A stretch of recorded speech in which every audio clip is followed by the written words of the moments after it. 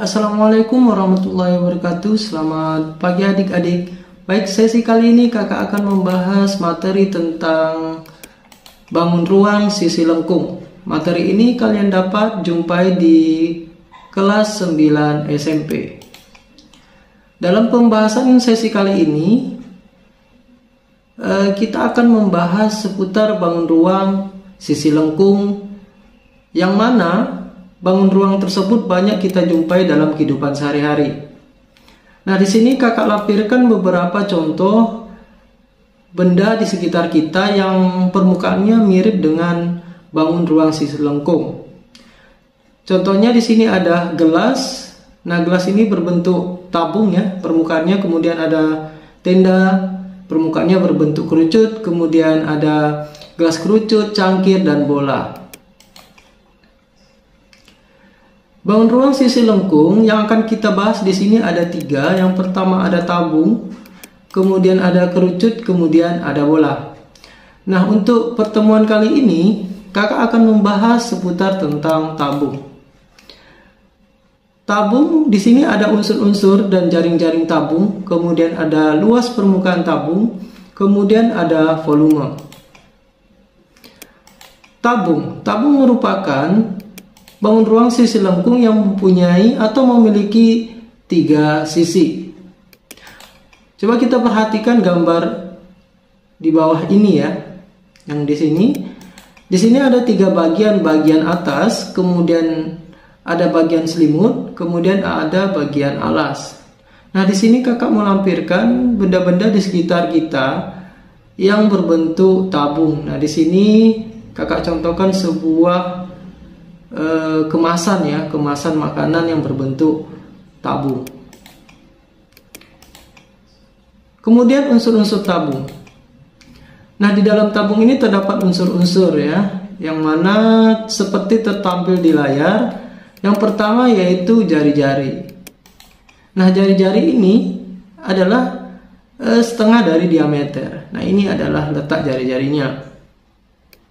Kemudian yang kedua ada tinggi tabung. Nah, tinggi tabung ini merupakan jarak antara bidang atas dan bidang bawah. Jadi ini ya, jarak antara bidang atas dan bawah. Itulah tinggi tabung. Kemudian ada selimut tabung ya, yang ketiga. Nah, selimut tabung ini kalau kita perhatikan yang berwarna hijau ini adalah selimut tabung. Kemudian jaring-jaring tabung. Nah, jika tabung ini kalau kita buka maka akan berbentuk seperti ini ya.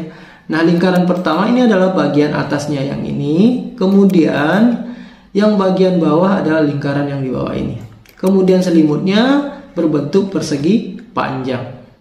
Inilah bentuk tabung jika kita buka ya. Ini adalah jaring-jaring tabung. Kalau kita perhatikan antara atas dan bawah berbentuk apa? Iya, benar sekali, dia berbentuk lingkaran.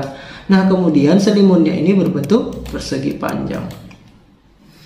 Nah, berdasarkan jaring-jaring tabung tersebut kita peroleh bahwa yang pertama bagian alas tabung berbentuk lingkaran, kemudian bagian selimut tabung berbentuk persegi panjang, kemudian bagian atas tabung berbentuk lingkaran.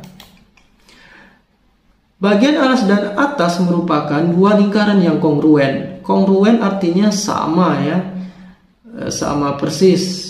Itu adalah makna dari kongruen. Kemudian kita akan menentukan rumus luas seluruh permukaan tabung. Tentu kalau kita mau menentukan luas dari seluruh permukaan tabung, tentu kita akan menjumlahkan luas seluruh sisinya ya. Di sini ada 2 lingkaran yang sama, kemudian ditambahkan dengan luas selimutnya, sehingga kita peroleh luas lingkaran ditambah dengan luas persegi panjang. Kita ketahui bahwa rumus luas lingkaran adalah pi r kuadrat. Nah, kita kalikan 2. Kenapa? Karena di sini ada 2 buah lingkaran ya. Kemudian dijumlahkan dengan 2 pi r.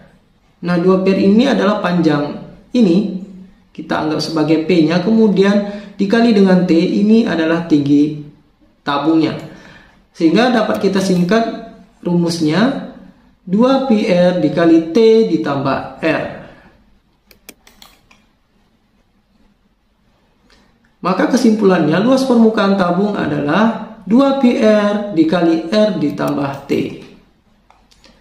Kemudian kita lanjutkan dengan volume tabung.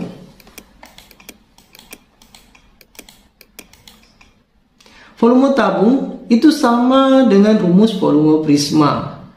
Kenapa? Karena tabung itu termasuk sebuah prisma yang mana syarat dari prisma itu adalah mempunyai alas dan tutup yang sama.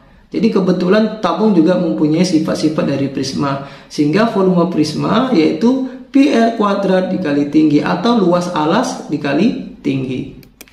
Nah, kita langsung saja ke soal untuk lebih memahami. Soal yang pertama, tentukan luas terkecil aluminium yang diperlukan untuk membuat kaleng berbentuk tabung di samping. Nah, di sini kakak melampirkan sebuah gambar tabung ya, yang mana di sini diketahui bahwa jari-jarinya adalah 21 cm. Kemudian tingginya 10 cm.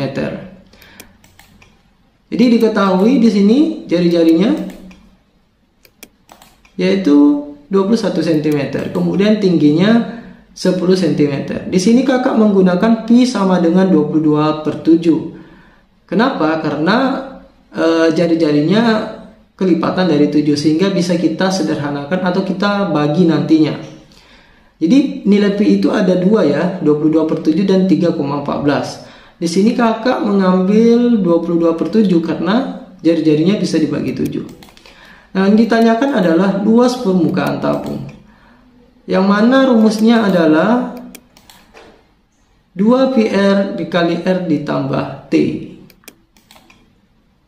Nah, kita masukkan saja angka-angka yang diketahui. 2 dikali dengan pi-nya 22/7 dikali dengan 21, kemudian dikali 21 ditambah 10 cm. Kebetulan 21 ini bisa dibagi 7, sehingga hasilnya 2 kita turunkan 22, kemudian dikali 3 ini hasil bagi dari 21 dibagi 7 ya. Kemudian 21 ditambah 10 31. Nah, kita kalikan keseluruhannya, ini hasilnya adalah 4092 cm pangkat 2. Nah, inilah hasil dari luas permukaan tabung.